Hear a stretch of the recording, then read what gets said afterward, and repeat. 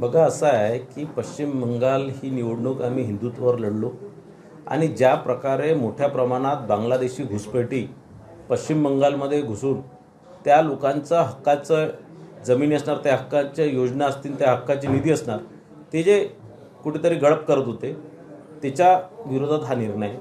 ज्या प्रकारात मागच्या 10 वर्षात ममता बॅनर्जींनी मोठ्या प्रमाणात भ्रष्टाचार केले, ज्या प्रकारे तिथे हिंदूंवरती अन्याय केले, ज्या प्रकारे तिथे भारतीय जनता पार्टीच्या कार्यकर्त्यांची कत्तल झाली, त्याच्या विरोधात हा निर्णय.